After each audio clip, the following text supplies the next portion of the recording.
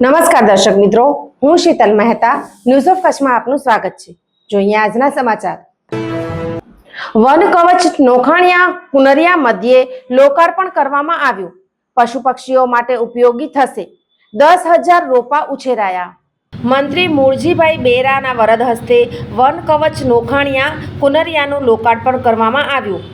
આ કાર્યક્રમમાં કચ્છ વન વર્તુળના મુખ્ય વન સંરક્ષક સંદીપ કુમાર તથા કચ્છ પશ્ચિમ વન વિભાગના નાયબ વન સંરક્ષક YS ઝાલા સાહેબ, કચ્છ પૂર્વ વન વિભાગના નાયબ વન સંરક્ષક GD સરવૈયા, બન્ની ગ્રાસલેન્ડ વિભાગના નાયબ વન સંરક્ષક BM પટેલ તથા પૂર્વ વન વિભાગ SG ગઢવી, સામાજિક વનીકરણ વન વિભાગ PN વાઘેલા તથા સરપંચ કુનરિયા ઉપસ્થિત રહ્યા હતા।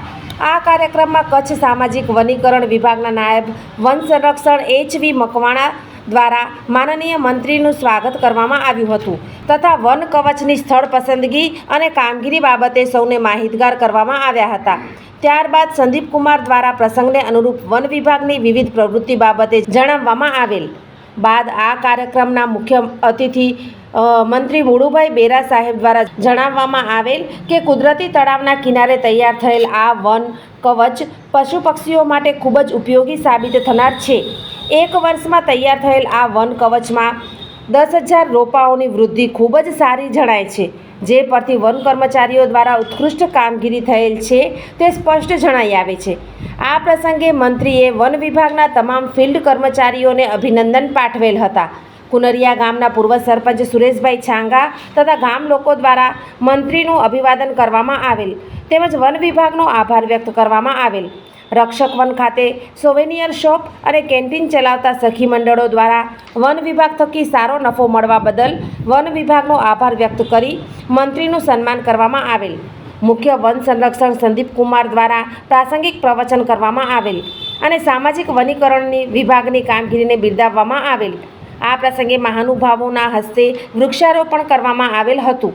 જાપાનીઝ મિયાવાકી પદ્ધતિ મુજબ વન વિભાગ દ્વારા કચ્છ જિલ્લામાં કુલ 15 હેક્ટર વિસ્તારમાં 1.5 લાખ રોપાઓનું વાવેતર કરવામાં આવેલ છે અને આવા લોકાર્પણ કાર્યક્રમોથી લોકોને વૃક્ષારોપણ માટેની પ્રેરણા મળે છે।